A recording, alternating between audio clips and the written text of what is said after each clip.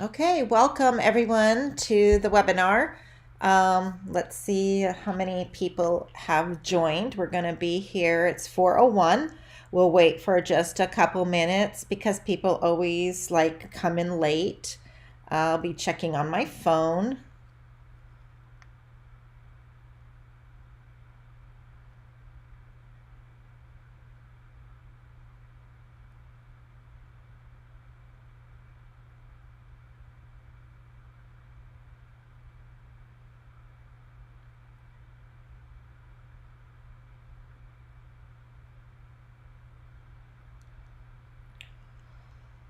Okay.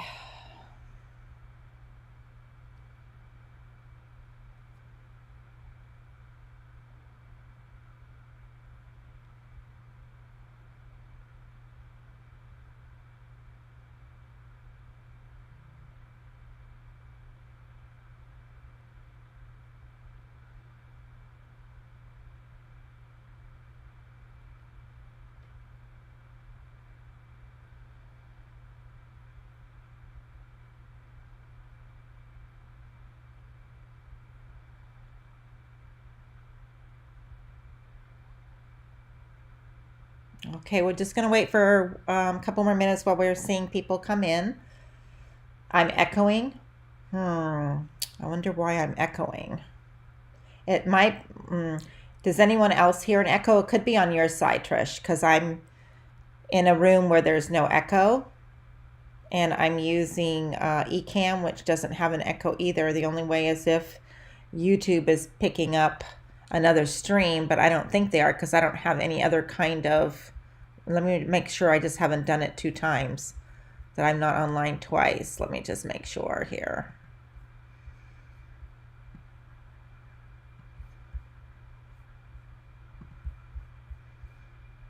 No, it should be fine. I only have one screen on.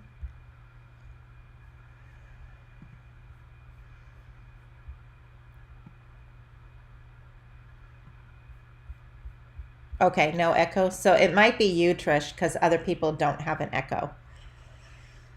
Yeah, if it's even on YouTube, then it's got to be on your side somehow.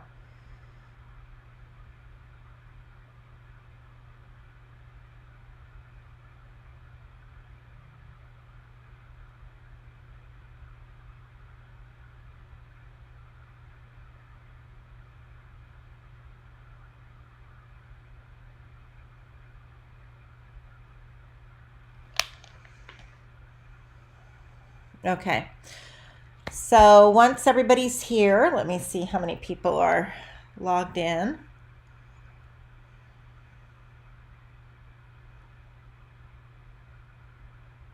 Okay, there's no echo on our VA's end, no echo on my support staff's end.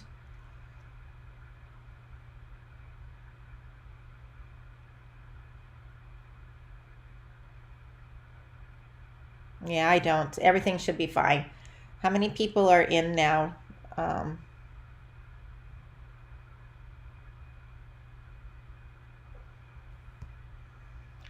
Okay.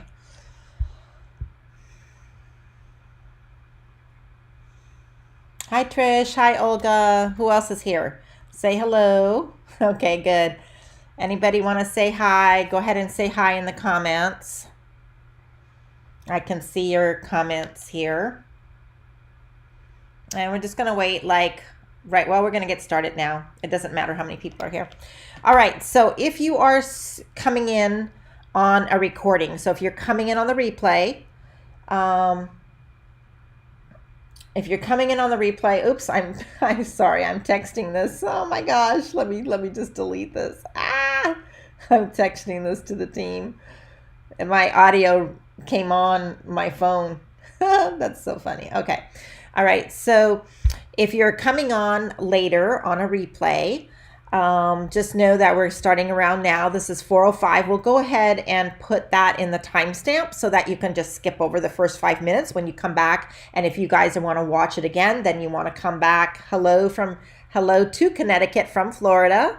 Hi, Tim. Anybody else want to say hello? They can say hello. And so when you're doing your replay, just remember, skip through the first 5 minutes so you're not having all that, the stuff that we all do when we're live streaming. So what we're going to start with today is we are going to be doing our blogging in 2021 and beyond. I always do an SEO update once a year at least, unless there's like a huge thing that Google did. But this year they did so many huge things that I really couldn't do a webinar about every single one in 2020.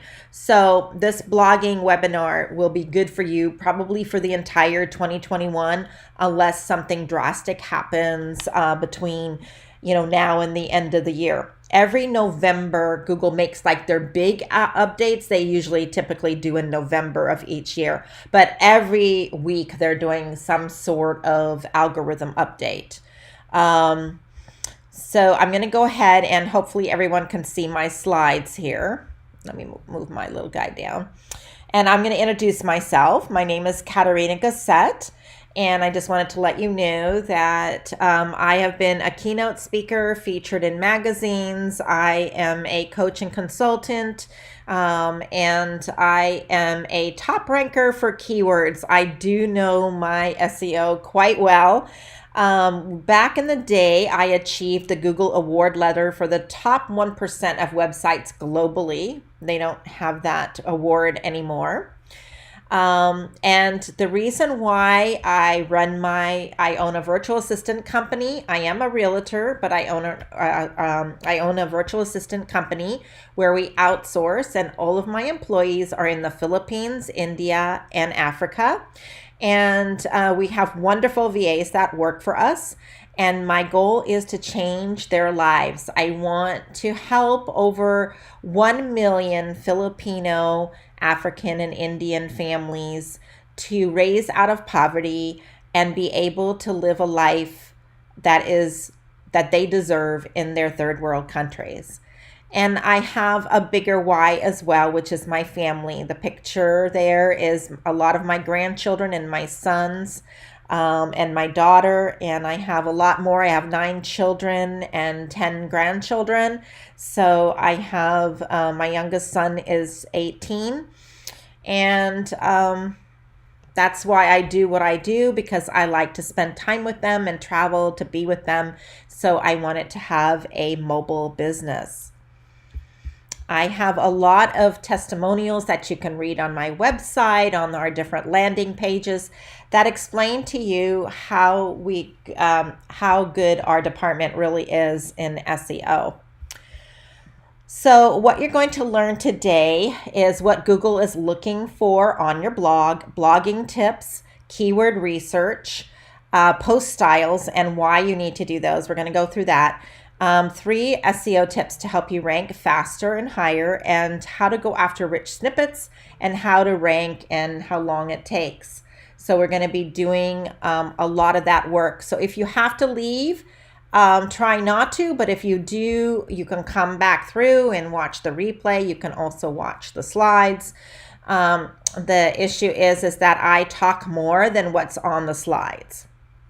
I try to keep my webinars at an hour. I don't think I've ever made that goal yet, but we will do our best and try. If you have any questions, please put them in the comment stream and I will get to them. If I can get to them in the middle without changing my thought process, I'll take care of it. If it's right on topic, I'll try to take care of it. Otherwise, we'll wait to the end and answer those. So the different Google changes, Google makes over 3,000 algorithm changes every single year. And most of them are small tweaks and changes, but some are very important to your rankings. And of course, staying on top of it is a huge challenge. And that's why it's great if you can hire our team to take care of that for you, because we are the ones who stay on top of all of those changes and everything. And we try to get our clients' work and tasks to fit within those changes. But the reality is that in today's new normal of reality on Google is that your rankings are going to go up and down. Nothing we can do about that anymore. And it's very unnerving because you're not ever sure of when you're going to be up and down. And let's say you have a seasonal business. It's just horrible when they go down during your season, right? But don't freak out. You have to stay calm. That's the main thing. Don't freak out every time you stop getting calls, every time things stop happening for you. It's a waiting game, and don't rush to make changes. The biggest mistake I see people do is they'll call us and they go, "Oh my gosh, I lost my rankings. I lost my rankings. You got to do this and you got to do this." And you have to figure out a way. And in fact, I just got calls like that today from one of our clients who his phone has stopped ringing. I mean, he gets a few calls a month, but he used to get a whole bunch of calls a month. But that might have nothing to do with Google. That might have nothing to do with his website or his Google My Business page. It might just have to do with his market. It might have to do with the pandemic. There's so many reasons, right? There's so many things that happen that cause that to happen, aside from just always blaming Google or always blaming your SEO. So don't blame your SEO team every time something happens. But don't make changes really quick, because that's dangerous. If you make too many changes really quick, and maybe Google was just shuffling things around, and then you make the changes and now you're never going to go back up. You're never going to rise again because Google didn't like the changes you made, maybe, right? So when the dust settles, if you are doing the basics, your rankings will settle. And then we can take some actions. So whenever you see them dropping, especially dropping suddenly, don't do anything. That is the worst time to do something trying to fix your rankings, all right? So make sure that you just stay calm through that. So let's talk about Google for a minute. What does Google want? They say they want a user experience, right? Well, they need to have, Google has to have a good user experience, because otherwise people won't buy ads, right? So they want, Google's main goal is to sell more ads, okay? They want to own page 1 on Google for search. So their ideal situation is this, where you have ad, this is the top and this is the bottom of the page. So you have ad, and then they don't even like this here. We have HGTV. This is about painting homes I did a search for. And then we have our rich snippets, right? So they like this because typically people will stay on the page, even if your website is one of these. You do want to be here, by the way. This is called rich snippets. Then we have YouTube, of course, and Google owns YouTube. So then they put their YouTube videos up there. And then they have some organic search. Now, they don't want these and they don't want this. They want all of this stuff to be Google properties. So they would rather have the number 1 be these people also ask. They would rather have these ones be maybe Google Images, maybe Google Charts, other things that Google has, right? They're trying to, and we'll go through some of the other things that they're trying. Remember, Google tries a lot of things and they're always experimenting.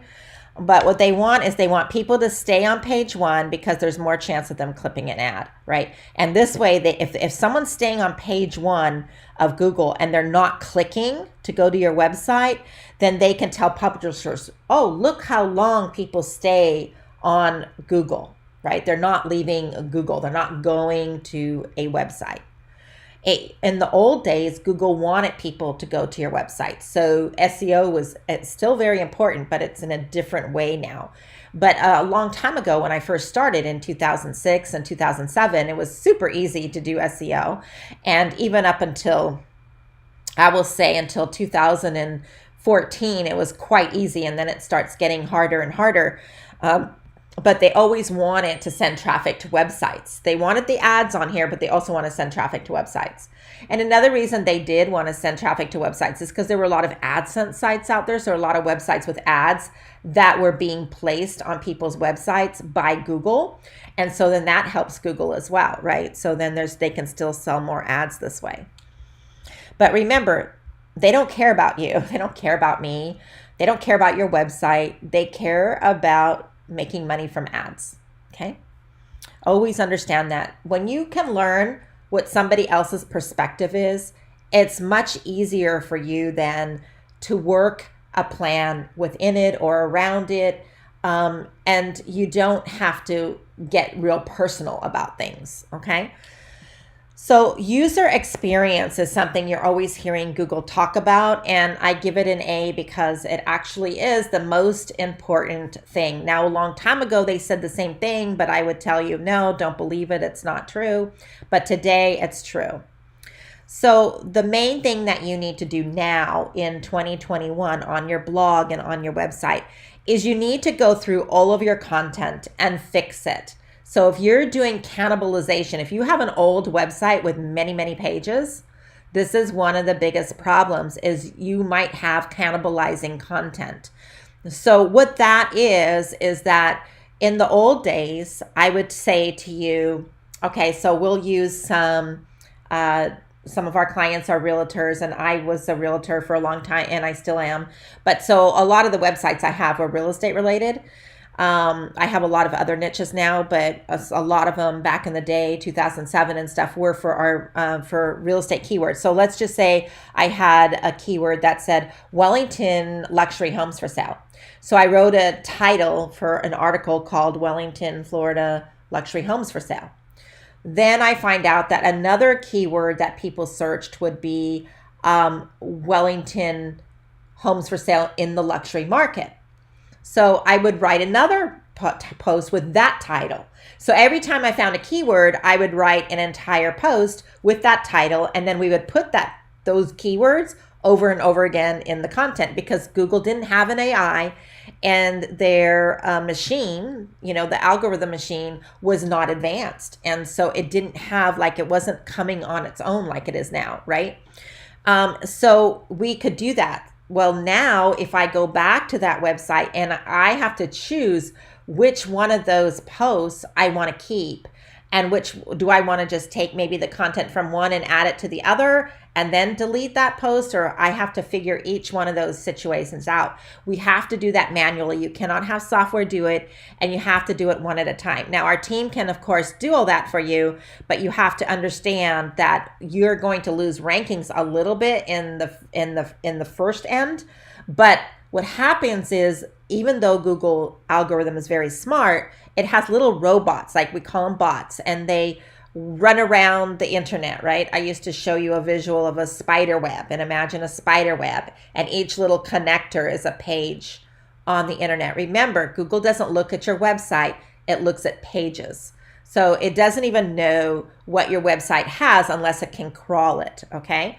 So if it's crawling your site and it sees the one post that says Wellington luxury homes for sale, and then it sees homes for sale in the luxury market in Wellington, it's confused. It's saying, well, I don't know which one she thinks is more important.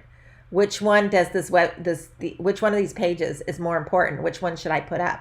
So I'm confusing the bots. Even though they're very smart, I'm still confusing them. That's called cannibalization. So then it's going to divide the traffic between those two pages, or it's going to choose one over the other, or it chooses neither. So these are all things that you have to think about when you're thinking about cannibalization. But that was a technique. See, in 2000, I was teaching it for years because it's what we did. But now we have to go back through all that old content, find out which ones are getting traffic, and then fixing the ones or deleting the ones that aren't getting traffic to help, with the ones that are. So that is the first thing. The second thing you have to do is go through and fix all your thin content. It's very important because we all know that a response post, question and answer post, has to be 1,100 words. Staple posts have to be around 2,000, and pillar posts need to be 3,000 to 5,000 words. We all know this now, and you have to have a longer content than your competitor does. So you need to go through. In the old days, we could do 300, 400, 500 words and rank. So you have to go, that's called thin content. We need to go through and find that thin content. And instead of deleting that, you want to add to it, okay? So you don't want to go and write a new post. You want to go into the old post and write new information. You also want to do that with your pages. And so one of the things that I've noticed a lot is people have very thin content on their contact us pages, on their review pages, on many of the other pages of their website, and you have to make sure that you have a lot of content on a page, a lot more than you have on a post. And your article has to be better than the one that's showing up as number one right now. Okay, so that's very, very important. And our team can help you do a lot of these, all of these things. They can help you go through your content. We can add images and video and Twitter links and just on and on. There's a lot of things you can do within all of your content to help it rise and become more valuable to the user, right? So the next thing that is a big, huge change, and I've been saying this for years. I said this even back in the day, okay? So I had a short sale agent website that ranked number one. We totally dominated page one on Google because nobody else was doing it. We got, we would end up, my husband and I would have 40 to 78 listings at any given time and getting 4 of those listings every single week, at least from the internet searches people found us on. One time, one guy that called us from the internet had 21 properties to list as short sales. So that was called a niche, right? The short sale market was a niche. Nobody would do it because they want to be generalists and all that. But I'm going to tell you that generalists don't make money. Specialists make money.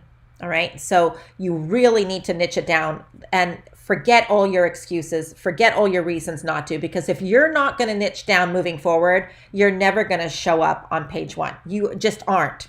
So just forget it. If that's not, you might as well not be on the internet if you're not willing to niche it down.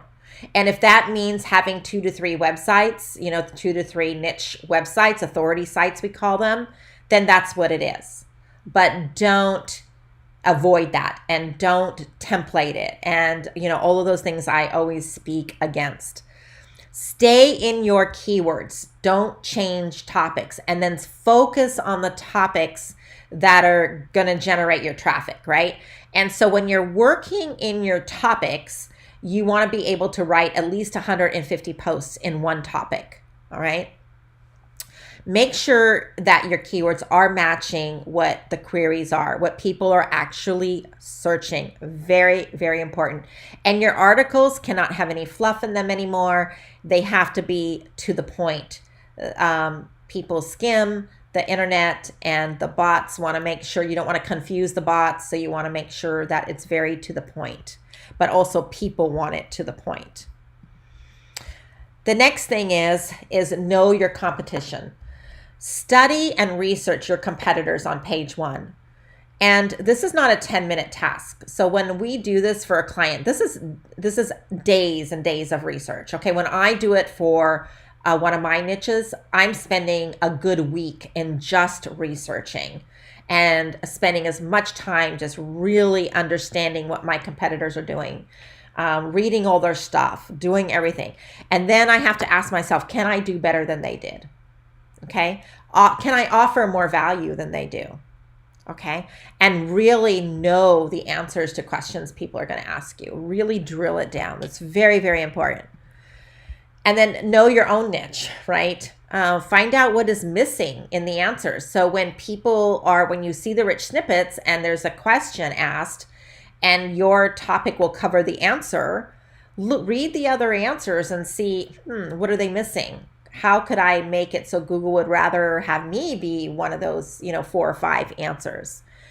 Provide the information that people that are actually trying to solve their problems, right? You want to add charts, infographics, videos, quotes. All of this stuff makes you look more credible in your niche. Go to forums, go to Reddit, go to industry websites. So if you're in real estate, you're going to go to NAR, you want to go to your state board, you want to go to your MLS sites, learn more, get more in-depth content. If the VAs are writing for you, then supply them with this information. Supply them with the links of where you go to look for your information so that they can write in your voice and get better data than just an overview, because that's all you can find on the internet. So there's a lot of missing pieces, like a jigsaw puzzle on the internet. There's so many things I search for and I cannot find the answers to. And I just wish somebody would start a website in that, a niche site and get me the answer. Use more video. That's the other thing. Very, very important. to use more video. And in your articles, let me just tell you, to start with, and even going forward, you can use like HGTV videos, news videos, any videos that are not your direct competition, like they're so big that they'll never be your competition, right? So you want to go and get, Property Brothers videos. If you're in property, if you're in the pet niche, you want to go to Humane Society sites and get, and get their videos and post them and stuff like that. So that's a backlink for you to YouTube, to a very good and popular video in your space, which is a very good thing to do, and it doesn't hurt you, okay? It helps you. So this is how important being niching is now. It was last year and the year before and the year before and the year before, right? It has been for years. But it's even more important moving forward. It's so important that big, huge websites are niching. So what they're doing, big, huge companies that used to have just one gigantic website, now they're taking those websites and they're taking them apart. And they're creating multiple authority niche sites on different topics. Okay, so they're getting rid of those big sites. They might keep the big site for you to go and shop or something like that, maybe, or to go do a search on whatever the topic is. But they're creating authority niche sites.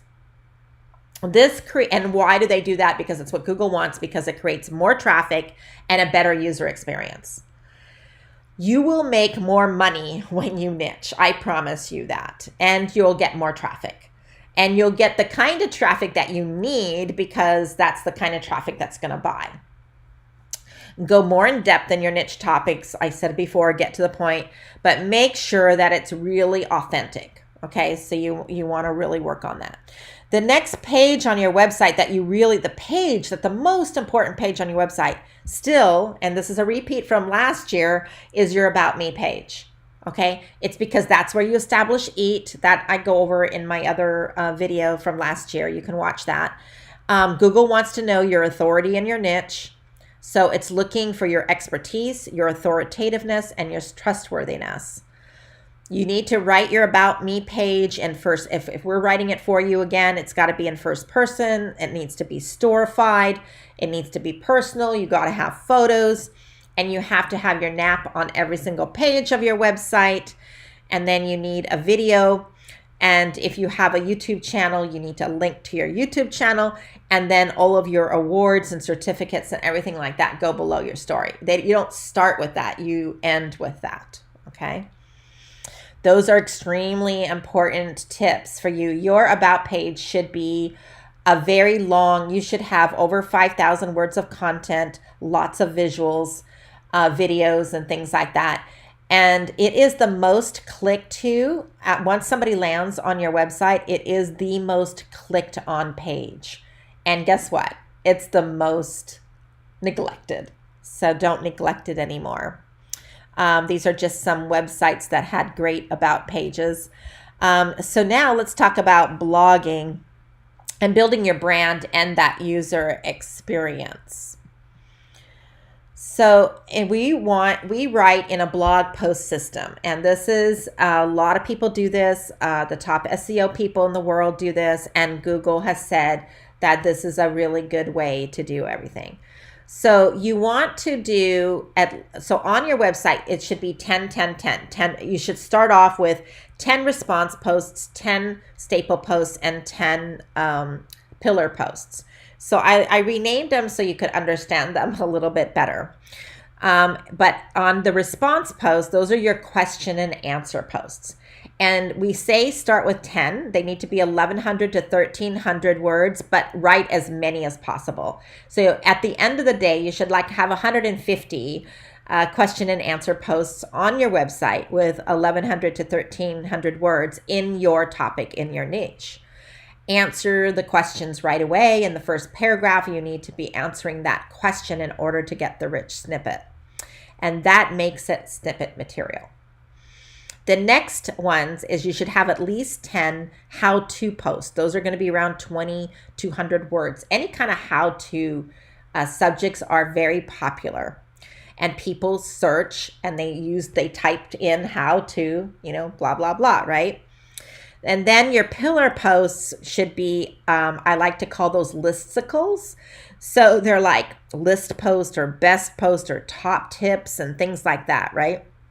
They're about the size of ebooks, and you need to do heavy research and deep research on them. And then you can always offer it as an ebook on your website as well. Or you can offer for a free PDF download if they give you your email address, so that way you can be building your list. So question and answer posts are, what questions are people asking about your niche topic? Find the question, do your research to discover the answers, do your keyword research on what words you should be using in that post, fill your post with variations, so semantical and so you need to do semantical words there, and use your strong emotional words and intent. And also always remember and try to figure out what is the intent of the person asking the question. So if the person is saying, what kind of paint should I buy for the exterior of my home? What kind of paint should I buy that will last a long time on the exterior of my home? Let's say that's a question that I asked Google, which that's a question I have asked. So let's say I ask that. Well, Google's going to try to get what is my intent. Now, if that's a question, I have to look at that and say, well, what is the intent of that person? What is it that they really want to know? Do they want to, and how do they want it? Do they want it in a video? Do they want to see a chart, an infographic? So for me, I think what would be really cool is if someone took the different paint companies, right? Behr and Sherman-Williams and Valspar, and put them all on a chart and put them all in one column.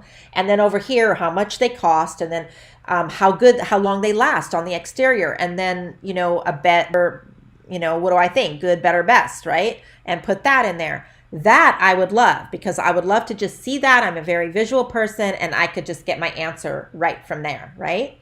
So you have to think about what is the intent of the searcher, what they're typing in.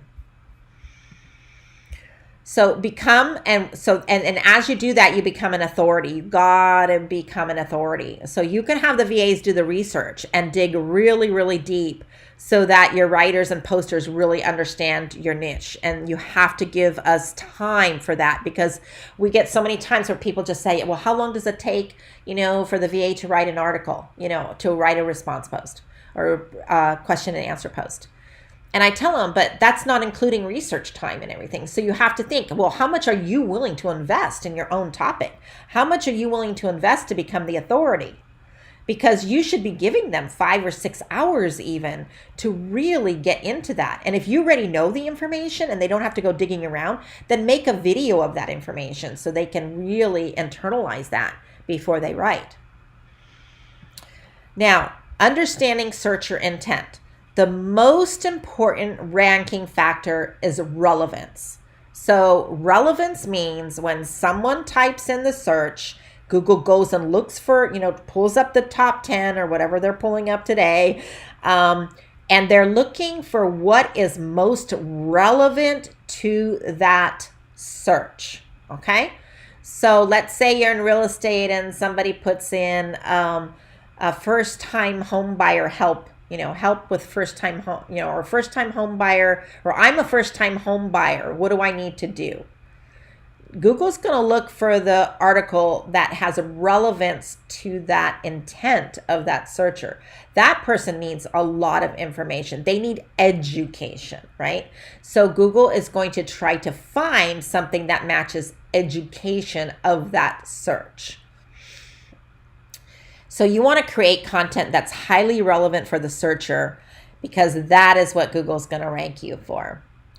Write articles about the right things. And so one of the biggest problems I see with blogging, and even on the ones that rank, because there hasn't been someone that comes along and writes a better article, is number one, they're not answering my question directly, and I want an answer directly. Number two, they're going off on their own little story time. So they're like, I love stories, all humans do.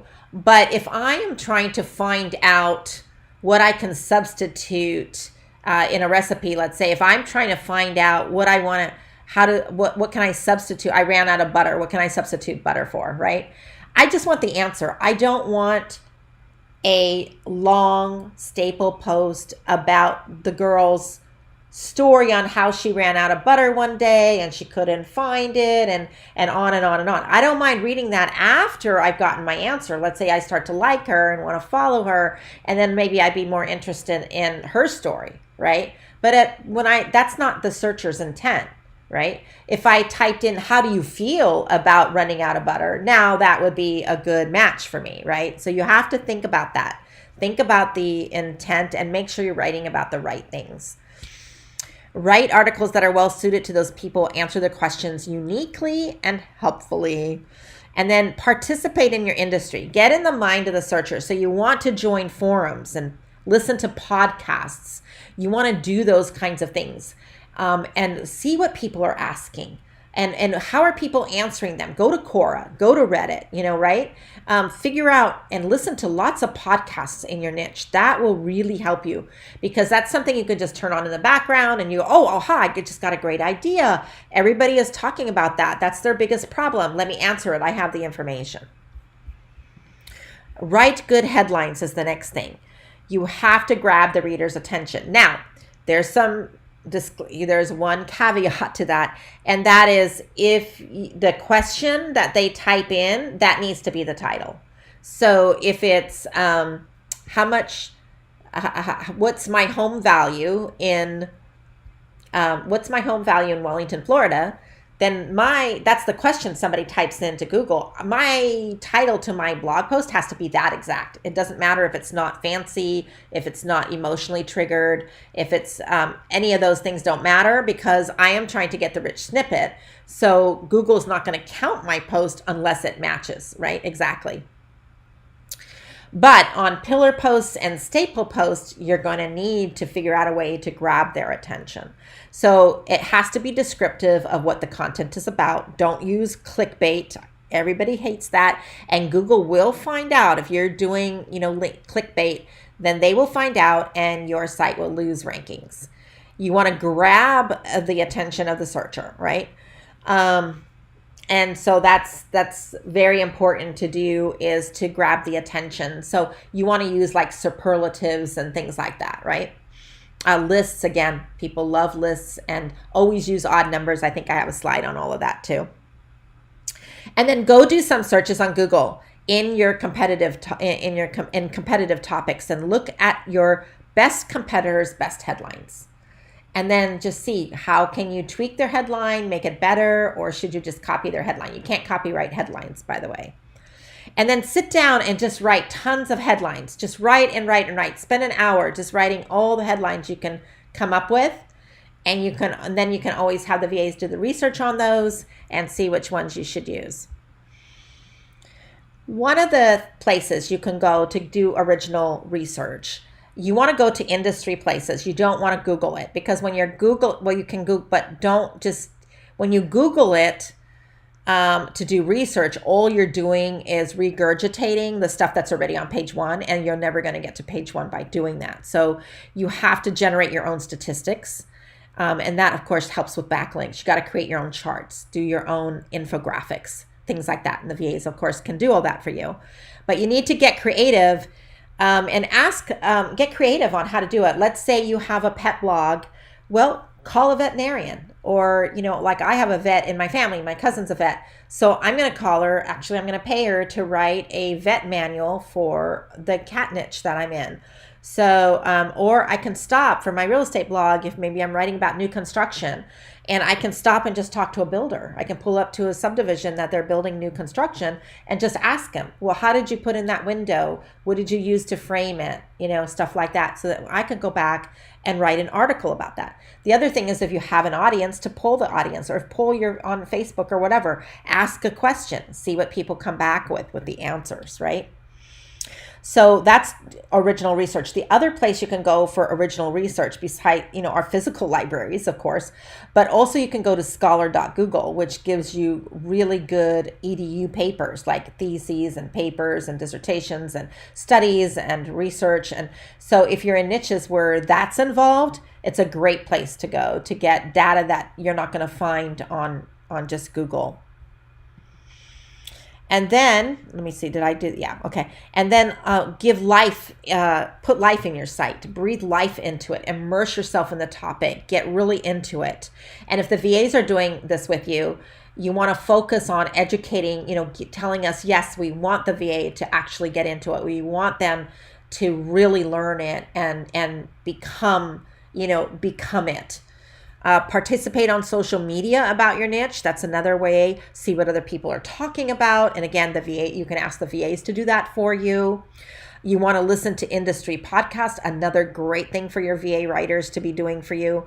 And watching lots of videos. You can give them the channels that you like. Let's say you're a stager, you're a home stager. Well, you can go on YouTube and find out the stagers that are more in line with you, because there's many different kinds of staging and many different opinions, right? It's more, staging is very subjective. There's some psychology to it, but it's very subjective.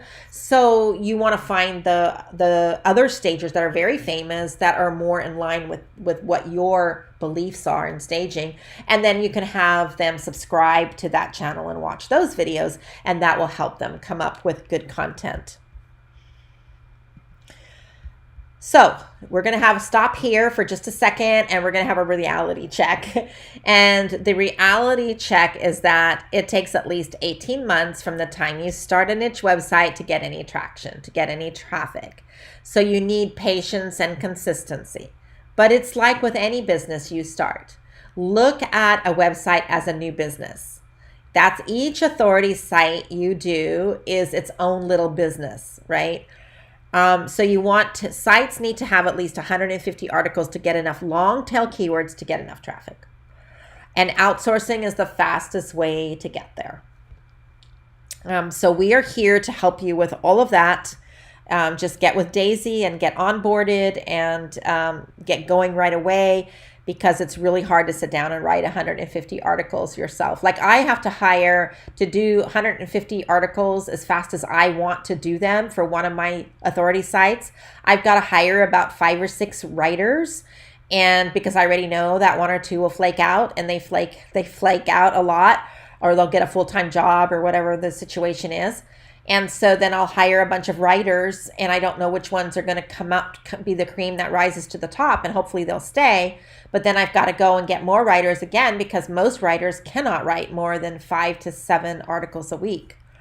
And that's just in the question and answer, right? So if it's a staple post, it's going to be less. If it's a pillar post, it's probably going to be 2 weeks to do one. So I've got to really have enough writers to be able to do all of it. Shareable posts.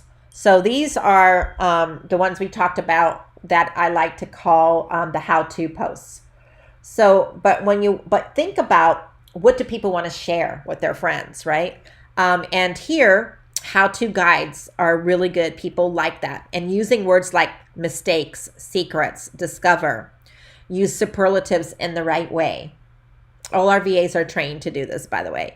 So you have to choose the right headlines. So let's go a little bit more into a couple of these. So you have to get people. So not only do you have to make the search engine happy, right? But you have to get people to click on the post. Now, this is aside from the question and answer post. We're going to set those posts aside. And now we're talking about, the staple and the pillar. Google measures how many clicks you get. So if no one clicks on your blog, no one is going to read your blog, right? So you got to get people to click. So one of the ways is by using this specific formula. It's called odd number plus superlative plus exact keyword phrase. Okay. And remember, Google does drop on a title, but they don't stop ranking because of a long title. So what happens is, if your title's too long on the SERPs, Google will just have a ... after a certain period, right? But that doesn't not make it rank because of that. Okay, so don't worry about that so much. So here's one: 7 proven steps for starting a digital marketing agency.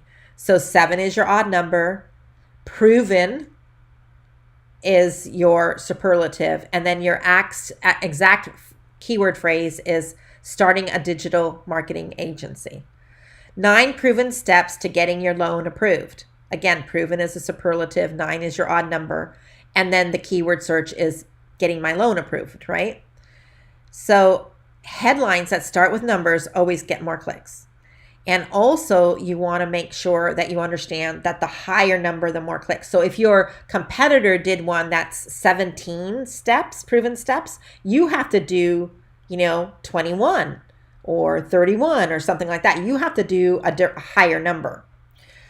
Odd number headlines get clicked 20% more than even numbers. So you always want to use odd numbers. There's no sense in using an even number at all if you can get 20 more percent click-through rate. And 78% of all clicked on headlines have superlatives. So they're going to have the proven, they're going to have, that kind of thing in there, right? You can add a trailing modifier to the end of your post title, which will then give you another keyword to rank for. And you can boost your click-through rate by having that. So you want trailing, if you can do trailing modifiers, do them. But the best modifier is year. Okay, so year, so like to 2021 or whatever, like the top motorcycles, the top motorcycles to buy in 2021, right? So that's your year. And that's a trailing modifier. You add that at the end, you don't put it at the front. And that makes it everybody likes those. And then you can just go in every year, just remember to go in every year, change the year, and add whatever new things happen in that particular post. And the next long tail keyword is under $100. So anytime you put under $100, so let's just say the top vacuums, what's this good superlative? Oh, well, anyway, but let's talk about the under. So the best vacuums for sale in 2021 under $100, right? So now I've got two modifiers, trailing modifiers. So if you can't use a number, use this formula: exact phrase, exact keyword phrase plus the long tail keyword modifier. So this example was how to get rid of pinworms - natural cures and home remedies. Well, now this one gets ranked for how to get rid of pinworms, natural cures for pinworms, home remedies for pinworms. So you've got 3 keywords you can rank for because of this title. Do you understand that? So look at all the keywords you can rank for in a title like that. So another example was iLive versus Roomba, the robot vacuums. Review and comparison of robot vacuums. So iLive review, iLive robot vacuums, Roomba robot vacuums, Roomba reviews, iLive reviews. So you see how there's many different keywords that you can rank for just with that one title. Sentence case titles are clicked on more than others. So that's very important to understand that.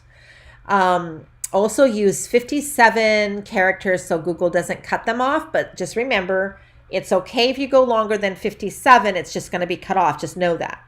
But it's not going to be not ranked. So don't worry about it. So stack the keyword phrase in your first half and then go longer. So don't try to get that keyword at the end, put it in the beginning. Ideal number of words in a title is 6, but you have to really make those 6 count. And using negative superlatives to scare them into clicking. So negative ones outperform the other ones by 30%. So you want to think about negative ones. And then also using you or your, just for you, your favorite, things like that. People click on those more. And then, of course, how is the other one, which we've already talked about. So for pillar posts, these are the very long ones like ebooks. These are your very long form sticky content, and you should always make this because you're going to invest a lot of time and money into creating one. You want to make sure that it is evergreen. I will tell you that right now, unless you don't mind it going away. Do not do things that are going to have a very short lifespan. It's great to drive traffic from other sources to it. You can create, hundreds and hundreds of tweets out of one pillar post, linking back to your Twitter, to your pillar post. You can turn them into lead magnets. A great way, like I just said before in the beginning, that you could do something like to download this PDF. You can download this as a PDF and print it out on your computer. Just give me your email address and I will send you the PDF. You can have it if you're on WordPress, you can have it downloadable immediately once they give you their email address. Create presentations and ebooks from your pillar posts. Really do deep. We pretty much covered all of these. So we'll just go on to the next one. Okay, now this one I'm just changing. I'm not using the short pixel one. We're using one called Smush, which is one that Google has. Oh, I don't think I can do it here. Oh, yes, I can. We want to use this one called Smush. I think that's how you spell it. I might be wrong. But it's called Smush or Smoosh, whatever you want to say. It compresses your images without reducing the quality of your images. And this will increase your site speed, which is a huge ranking factor, site speed. So, but before you ever even put them into your WordPress library on your website, you first have to change the compressions and the pixels off, like on your hard drive. And then you upload them and then you use Smush. You can't do one or the other. You got to do both. And again, the VAs do know how to do all that. You can just upload. What our clients do is they just upload everything into Google folder with their photos, just, high resolution, everything that we need, because a lot of times we need super high resolution if we're doing, logo design and things like that, or we're doing an ebook, we need a, high resolution, etc., or calendars and things like that. Newsletters, those all have to be high resolution. So we still want your high resolution photos, but then the VA will take them and put them on our hard drive and fix them up for you, get them all in the right sizes that they need to be in, and then she'll upload them to WordPress library, where then again we use Smush again. So it's being done twice just to try to increase that site speed. Keep a spreadsheet of all of your keyword phrases and all of your post titles, and then rank them by search volume. And then your headline is the most important part of your post, so make sure you have a place for your headline.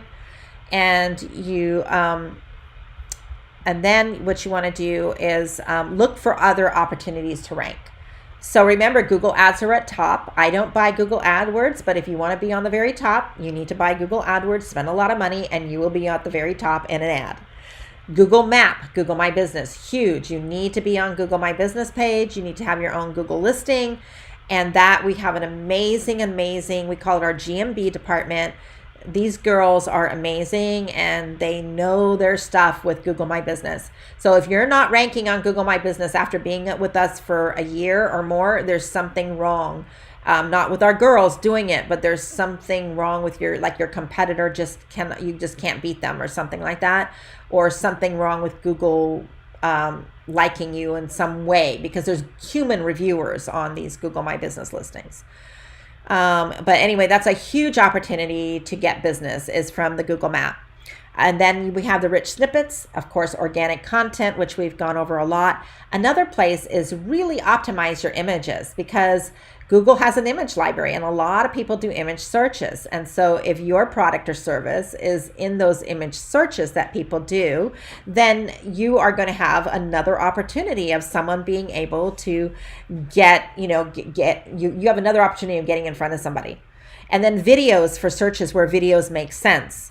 So you want to make sure that if you see videos showing up on the Google page 1 search, look to see, can you make videos better than those 2 or 3 that Google is showing you on there, and then go do that on your YouTube channel. The next thing is web stories. Now, web stories is Google's new plugin. We have not seen this show up on SERPs yet, and I hate doing anything from Google because of the fact that they start things, and I've been with Google since they started, so I already know all the different products that they have tried, and then they fall on their face, and they always try. Like, they tried to get into social media, so they had Google Plus, remember? And now Google Plus is no more in existence. They tried something else, I can't remember, with Gmail or something, and that they bailed on that. Now they have a new plugin for WordPress called Web Stories, because now they want to compete with Instagram stories. I want to just laugh, and Facebook and other and TikTok and everything. I'm just laughing because I'm just like, there's no way they're going to ever compete with Instagram, but they're trying. So they have this plugin called Web Stories that you can get for free and put it on your website, on your WordPress blog. And but just know that it may work and it may not work, but I would rather do it just like I did with Google Plus. I didn't know how long it was going to be around, but I took advantage of the time I did have, and I got a lot of business from Google Plus. So there's, even though we're not seeing it in the SERPs yet, doesn't mean that it's not going to be. And also, if they drop it, well, oh well, we jumped on it. But what if it works? We're in the ground floor, right? And that's very important to understand, right? So for web stories, what happens is it's a plugin, and you create like a story just like on Instagram, and it's a template, and you have to keep it all in the way that they have it, and you have to complete the thought. So there can't be any links back to your website on there either. So what they do is they want to pull that out of your website and put that on. Remember how they want to own page 1 on Google? They want to put that as one of those lines on page 1 of Google. So it is something you want to try, but be careful, because always remember it has to complete a thought. So there's different slides that you use, and you can say like a phrase on each one, but you got to end with something. And so, you can try that. And the VAs are starting to learn how to use it, and it's something that we're probably going to try in 2021 on some of our own properties just to see what happens. But if you're a client of ours and you want to try it, we can also do that. Now, don't buy any more SEM Rush, all of those, HRFs, all that stuff is expensive. You don't need it. Fast keyword research. It's free. It's just do it for free on Google Suggest, and then use Uber Suggest while they're free. Neil is going to monetize that. But he hasn't yet, and he will. But then just go back to Google Suggest. Also do related searches on Google. That is free. You can use trends on Google. That is free. Get intuitive with your buyer intent, and use your Google Analytics, which is free, to learn more about your audience and everything. But do not use the Google Keyword Planner. That is not designed for keyword research. That's designed for ads, and it does not. If you spend your time in there, which many SEO people will tell you to do, you're not going to be ranking. So it's just not made for any kind of user intent. SEO tip number 3 is your page speed and your site speed. Make sure you're checking that all the time. Make sure you have your SSL certificate on there, and get rid of any plugins you don't need. Plugins slow down your site. There's only a few that we ever put on our sites. And when we build sites, we only put a few on there. And because number one, they slow down your sites. And number 2, it's how hackers and viruses get in. So the number one way, besides having a horrible username and password for your site. We use WordFence to protect our sites. We use all our sites go into Manage WordPress. So we do have that as a little plugin, but it's very light. We use the Smush one. We use Gutenberg Ultimate Add-ons. And we use SEO Presser. And I think that's really all we need. There might be one more that I'm thinking of that I'm just not getting right now. But I use Thrive, so I'll have the Thrive plugins because I use Thrive themes. So I will have their plugins, of course, as needed. I'm going to teach you a little tip here that's really important to know. Do not type in Word, and do not let your writers type in Word. So if you're hiring writers on your own, if you're going and hiring your own writers from high school or college interns or Upwork or wherever you go to hire your own writers, remember, start a Google document that you own, okay? And then share that Google document with the person going to do the writing, and make them write in Google Documents. And do not copy and paste from Word. That's the worst thing you can do. It's really bad because it has code in it, and just don't do it. It just messes everything up. Formatting is horrible. If you have a Mac, you can use Pages, but then your writers also have to be on Pages. And it's a little harder to share across iCloud than it is in Google Docs. Google Docs is super simple to use. And don't format your articles until you are in WordPress. Okay? So let me see here. So if you are a current client of ours, there's nothing you need to do because we're going to be starting all of these things for you. But just go ahead and get with Daisy and confirm with her the different things you want to add on, because it is going to take more time, right? And a recommended course that I have, if you are a DIY person and I know I can see I have DIY people on my webinar that they love to come to my webinars. You need to use this. If you go to delegatemytask.com/blogging ranks, you will be able to go to the course that I use to teach all my writers and that I use myself. And I am an affiliate of theirs, and it is the greatest course. It's only like $4.95 or something. I mean, I can't believe they're not selling it for $2,000 easily. But it's ongoing help. It's ongoing support, always coming up with new stuff, always showing us what's worked. These two guys, they have made millions of dollars in authority sites as bloggers, and they sell their sites and then they buy other people's sites and then they fix them up and sell them, or they keep them in their portfolio, but they're always starting things from scratch so they can show us what's working and what's not working. So it's a great course if you want to take that course. So our rates, so if you're looking at hiring us, if you're not one of our clients yet, which I'm sure you will be, we are at $10 an hour for all your writing and virtual digital services. We're at $12 an hour for ISAs, appointment setting and making phone calls. We can do your SAT, which is our search analysis form that we use for you with 30 post titles in there, the competitors to those terms and things like that. It's getting you 30 titles on a hit list. It's $297 for that. We can set up very simple authority sites and installs for $12.97, which is all you need. I can do custom websites if you want to get fancier. My rates start at $2,900 and go up from there. And if you want to do a strategy session to go over all your branding, go over your finances, go over everything that you're doing, or go over your plans, making sure you're on the right track, my rate is $500 an hour, and you only need 1 hour. Typically, most clients only need 1 hour with me. Sometimes they'll want, every few months they'll ask me to spend another hour with them just to go through everything. How do you work with us? You can text me at 561-502-1577 and just say, get started, give me your name in there, and re-put in your phone number inside the body of the text, and Laura or I will call you to help you get started. And then you'll get on with Daisy. So just remember, and if you want to pick up our 21 things that you can delegate, you can go now to delegatemytask.com, and we have I have a free download there with a checklist of 21 things you could take off your plate right now today.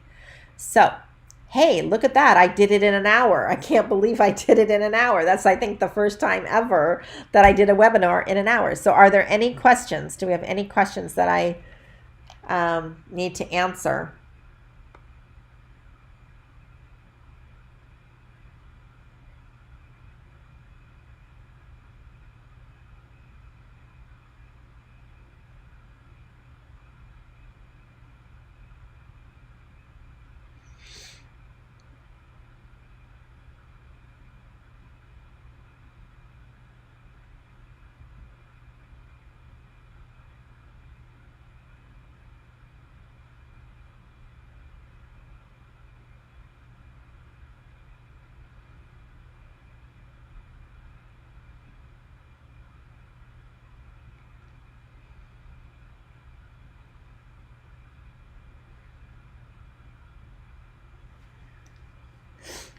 Any questions? Okay, so I have a question here. Yeah, no, I know I don't use the all-in-one SEO pack anymore, and I like SEO Presser a lot better. I don't use Yoast at all, and we might not even be using SEO Presser after a while because Google is getting so advanced that typically we really don't need to do a lot of that type of SEO. In your niche, it's going to be a lot more competitive. So I'm going to say, yes, you're still going to need to use it. And I'm sure your competitors are using it, but I would use SEO Presser. Yeah. I just use I pay $9 a month, I think, for SEO Presser.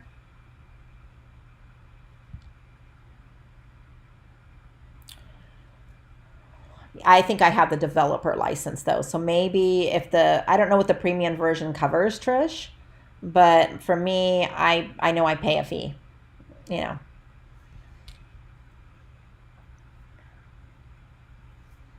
Yeah, it's what we use on all of our new websites that we build and make now. So you can just, yeah.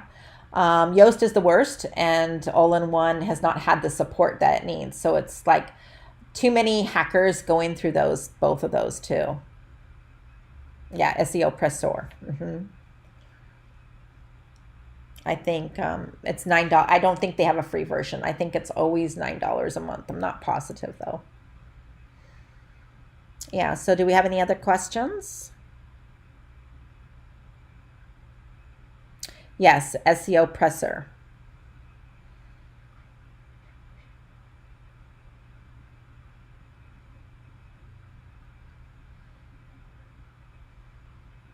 You can just type your questions into the YouTube commenting stream or even on the video viewing page, and they'll come through here.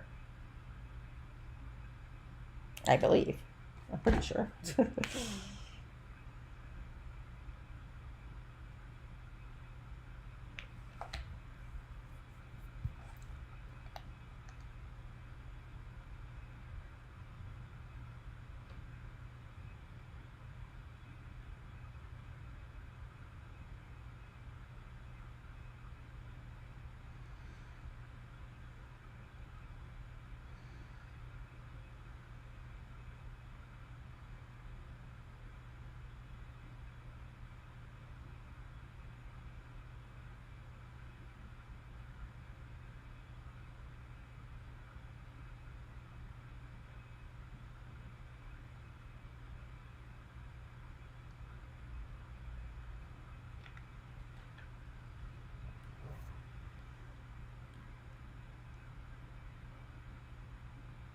I always keep everybody updated, Trish. Yeah. So I keep everybody updated all the time as we move forward and see all the different changes that happen. There's just so many of them. Like I said, there's over 3,000 every single year. And it's just, I don't know, Google keeps moving things around so that they can be the only ones on page one. It's pretty sucky, I guess. But it is what it is. And so we just have to, like I always told people before, remember when I used to teach you guys to rank in making sure that you're ranking on Twitter and all these and Facebook and everything, when all those would show up on page one on Google. I remember I said it doesn't matter if you don't own the property, just as long as it's you that shows up. So it's the same kind of way. It doesn't matter what Google wants to put up there. Make sure it's us that's up there then. It's just very simple.